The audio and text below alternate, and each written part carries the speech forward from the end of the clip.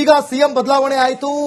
ಒಕ್ಕಲಿಗ ಸಮುದಾಯದಿಂದ ಒಬ್ಬರು CM ಆಗೋದ್ರು D K Shivakumar. ಈಗ ಬಿಜೆಪಿ ಅದಕ್ಕೇನೋ ಒಂದು ಬದಲಾವಣೆ ತರುವಂತ ಪ್ರಯತ್ನವನ್ನು ಮಾಡ್ತಾ ಅಂತ ಒಬ್ಬ ಸಾಮಾನ್ಯ ಕಾರ್ಯಕರ್ತನಿಗೆ ರಾಜ್ಯಸಭೆ ಆಯ್ಕೆ ಮಾಡೋದ್ರಲ್ಲಿ ಮಣೆ ಹಾಕ್ತಾ ಅನ್ನುವಂತ ಒಂದು ವಿಚಾರ ಹಾಕಿದೆ ಆಲ್ರೆಡಿ.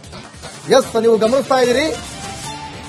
ಸುಮಲತಾರಂತ, ದೇವೇಗೌಡರಂತ ಘಟಾನುಘಟಿಗಳಿಗೆ, ಅತಿರಥರಿಗೆ ಬಿಗ್ ಶಾಕ್ ಎದುರಾಗಿದೆ. ಧಾರವಾಡದ ಪ್ರೊಫೆಸರ್ ಎಂ ನಾಗರಾಜ್ಗೆ ಬಿಜೆಪಿ ರಾಜ್ಯಸಭಾ ಟಿಕೆಟ್ ಕೊಟ್ಟಿದೆ. ಅಳೆದು ತೂಗಿ ಅಚ್ಚರಿ ಅಭ್ಯರ್ಥಿಗೆ ಅವಕಾಶವನ್ನು ನೀಡಿದೆ ಬಿಜೆಪಿ.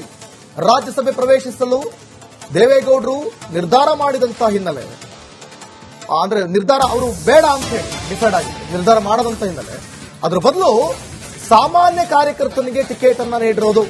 ದೇವೇಗೌಡರು ಬೇಡ ಅನ್ಕೊಂಡ್ರು, ಸೊ ಅದಕ್ಕೆ ಬದಲಿಗೆ ಏನ್ ಮಾಡಿದ್ರು, ಸಾಮಾನ್ಯ ಕಾರ್ಯಕರ್ತನಿಗೆ ಇಲ್ಲಿ ಮಣೆ ಹಾಕಿರೋದು. ಇದು ಒಂದು ರೀತಿಯಲ್ಲಿ ಬಿಜೆಪಿ ತೆಗೆದುಕೊಂಡಂತ ಈ ಒಂದು ನಿರ್ಧಾರ ಇದೆಯಲ್ಲ, ಈ ನಿರ್ಧಾರ ಈಗ ರಾಜ್ಯದಲ್ಲಿ ಚರ್ಚೆಗೆ ಕಾರಣ ಆಗ್ಬಿಟ್ಟಿದೆ. ಚರ್ಚೆಗಳು ಶುರುವಾಗ್ಬಿಟ್ಟಿದೆ. ಇದೇನು ಮೊದಲಲ್ಲ, ಈ ಹಿಂದೆ ಕೂಡ ಈ ರೀತಿಯಾದಂತಹ ನಿರ್ಧಾರಗಳನ್ನು ತೆಗೆದುಕೊಂಡಿದೆ. ಪ್ರೊಫೆಸರ್ ಎಂ ನಾಗರಾಜ್, ವಿರೋಧ ಪಕ್ಷಗಳು ಹೇಳ್ತವೆ ರಂಜಿತ್ ಇಲ್ಲ ಇವರು ರಾಜಕೀಯದಲ್ಲೂ ಕೂಡ ಪ್ರಭಾವಿ ಅಂತ. ಆದ್ರೆ ಇದುವರೆಗೂ ಎಂಎಲ್ಸಿ ಆಗಲಿ ಎಂಎಲ್ಎ ಸ್ಥಾನಕ್ಕೆ ಇವರು ಸ್ಪರ್ಧೆ ಮಾಡಿದವರಲ್ಲ. ಇವರು ಶಿಕ್ಷಣ, ಸಾಂಸ್ಕೃತಿಕತೆ ಪ್ರತಿಯೊಂದು ವಿಚಾರದಲ್ಲೂ ಕೂಡ ಸಂಘಟನೆಯಲ್ಲಿ ಗುರುತಿಸಿಕೊಂಡವರು, ಸಾಕಷ್ಟು ವಿಚಾರಗಳಲ್ಲಿ ಇವರು ಕಾಣಿಸಿಕೊಂಡವರು, ವೃತ್ತಿಯಿಂದ ಪ್ರಾಧ್ಯಾಪಕರು ಇವರು. ಆಯ್ತಾ, ವೃತ್ತಿಯಿಂದ ಪ್ರಾಧ್ಯಾಪಕರು, ದೀರ್ಘಕಾಲದಿಂದ ಬಿಜೆಪಿ ಮತ್ತು ರಾಷ್ಟ್ರೀಯ ಅಂದ್ರೆ RSS ನಲ್ಲಿ ಅವರು ಜವಾಬ್ದಾರಿಯನ್ನ ನಿರ್ವಹಿಸಿಕೊಂಡು ಸಾಕಷ್ಟು ಸಂಘಟನೆಗಳಲ್ಲಿ, ಹೋರಾಟಗಳಲ್ಲಿ ಒಂದಷ್ಟು ಒಳ್ಳೆ ಸಾಮಾಜಿಕ ಕಳಕಳಿಯನ್ನು ಹೊಂದಿದಂತ ವ್ಯಕ್ತಿ. ಎಸ್ ದಿವಿತ್, ಇದೊಂದು ಬಿಜೆಪಿ ಹೈಕಮಾಂಡ್ ನ ಲೆಕ್ಕಾಚಾರ ಹೇಗಿದೆ ಕೇಳಿದ್ರೆ, ಸಿದ್ದರಾಮಯ್ಯನವರನ್ನ ಯಾವಾಗ ಮುಖ್ಯಮಂತ್ರಿ ಸ್ಥಾನದಿಂದ ಕೆಳಗಿಳಿಸಿದ್ರು, ಕುರುಬ ಸಮುದಾಯ ಕಾಂಗ್ರೆಸ್ ಮೇಲೆ ಡಿಸ್ಟರ್ಬ್ ಆಗಿತ್ತು.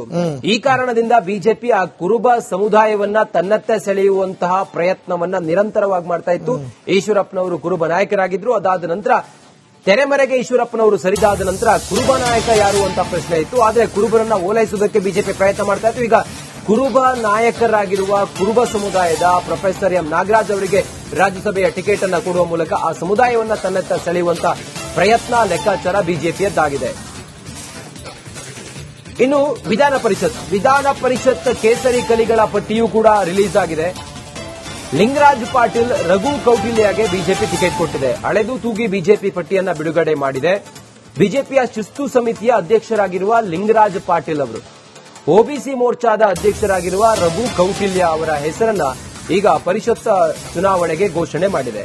ನೋಡಿ, ರಾಜ್ಯಸಭೆಯಲ್ಲಿ ಗೆಲ್ಲಲು ಬೇಕಾದಂತ ಒಟ್ಟು ಮತಗಳು 46. ಬಿಜೆಪಿ ಓರ್ವ ಅಭ್ಯರ್ಥಿಯನ್ನ ಆಯ್ಕೆ ಮಾಡಿ ಆತನನ್ನ ಗೆಲ್ಲಿಸಿ ಬರೋದಕ್ಕೆ ಬಿಜೆಪಿಯಲ್ಲಿ ಬಲ ಇದೆ. ಪರಿಷತ್ನಲ್ಲಿ ಗೆಲ್ಲಲು ಬೇಕಾದಂತ ಬಲ ಸುಮಾರು 28. ಬಿಜೆಪಿಯಲ್ಲಿ ಇಬ್ಬರನ್ನ ಗೆಲ್ಲಿಸುವಂತ ಅವಕಾಶಗಳಿದ್ದಾವೆ. ಈಗ ಇಬ್ಬರನ್ನ ಗೆಲ್ಲಿಸುವಂತ ಬಿಜೆಪಿಯ ತಂತ್ರಗಾರಿಕೆ, ಇಲ್ಲಿ ಇಬ್ಬರಿಗೆ ಟಿಕೆಟ್ ಅನ್ನು ಕೊಟ್ಟಿದ್ದಾರೆ. ಇನ್ನು ಪರಿಷತ್ನಲ್ಲಿ ಅಚ್ಚರಿ ಅನ್ನುವಂತೆ ನೋಡಿ, ತಮ್ಮಲ್ಲಿ ಸಂಖ್ಯಾಬಲ ಇಲ್ಲದೆ ಇದ್ರೂ ಕೂಡ ಎನ್ಡಿಎ ಬಿಜೆಪಿ ಮತ್ತೆ ಜೆಡಿಎಸ್ ಜೊತೆಯಾಗಿ ಈಗ ಮೈತ್ರಿ ಅಭ್ಯರ್ಥಿ ಮಾಜಿ ಪರಿಷತ್ ಸದಸ್ಯ ಗೋವಿಂದರಾಜು ಅವರನ್ನು ಕೂಡ ಕಣಕ್ಕಿಳಿಸಿದ್ದಾರೆ.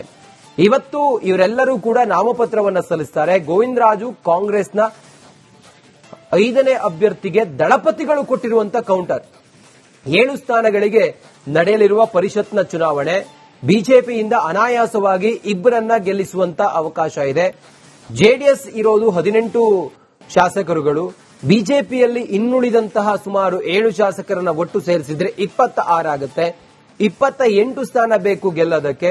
ಆದ್ರೆ ಎನ್ಡಿಎ ಇಲ್ಲಿ ಒಂದು ರೀತಿಯಲ್ಲಿ ಲೆಕ್ಕಾಚಾರದೊಂದಿಗೆ ಅಥವಾ ಒಂದು ಸ್ಟ್ರಾಟಜಿಕ್ ಆಗಿ ಗೋವಿಂದರಾಜು ಅವರ ಹೆಸರನ್ನ ಇಲ್ಲಿ ಆಯ್ಕೆ ಮಾಡಿರೋದು. ಆ ಮೂಲಕ ಇವರ ಸ್ಟ್ರಾಟಜಿ ಏನು ಅನ್ನೋದು ಈಗಿರುವಂತ ಕುತೂಹಲ. ಇವರನ್ನ ಹೇಗೆ ಗೆಲ್ಲಿಸಿಕೊಂಡು ಬರ್ತಾರೆ ಅನ್ನೋದೇ ಈಗಿರುವಂತ ಕುತೂಹಲ.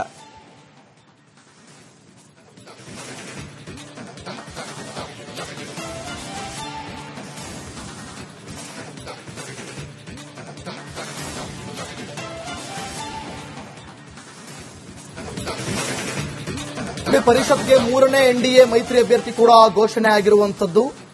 ಮಾಜಿ ಪರಿಷತ್ ಸದಸ್ಯ ಗೋವಿಂದರಾಜು ಇಲ್ಲಿ ಕಣಕ್ಕೆ ಇಳಿತಿದ್ದಾರೆ. ಪರಿಷತ್ ಚುನಾವಣೆಗೆ ಇಂದು ನಾಮಪತ್ರವನ್ನ ಗೋವಿಂದರಾಜು ಸಲ್ಲಿಕೆ ಮಾಡ್ತಾರೆ. ಕಾಂಗ್ರೆಸ್ನ 5ನೇ ಅಭ್ಯರ್ಥಿಗೆ ದಳಪತಿಗಳ ಕೌಂಟರ್ ಇದು. ಕೌಂಟರ್ ಕೊಡ್ತಾ ಇದ್ದಾರೆ. 7 ಸ್ಥಾನಗಳಿಗೆ ಪರಿಷತ್ ಚುನಾವಣೆ ನಡೆಯುತ್ತೆ. ಇದು 3ನೇ ಎನ್ಡಿಎ ಮೈತ್ರಿ ಅಭ್ಯರ್ಥಿಯನ್ನ ಇಲ್ಲಿ ಗೋವಿಂದ ರಾಜ್ ಅವರನ್ನ ಆಯ್ಕೆ ಮಾಡಿರುವಂತದ್ದು. ಓಕೆನಾ? ಸೊ ಇದು ಬಿಜೆಪಿಯಿಂದ ಅಚ್ಚರಿ ಅಭ್ಯರ್ಥಿ ಒಂದ್ ಕಡೆ ಆಯ್ತು. ಈಗ ಅಳೆದು ತೂಗಿ ಈ ನಿರ್ಧಾರವನ್ನ ಮಾಡ್ಕೊಳ್ತಾ ಇರೋದು.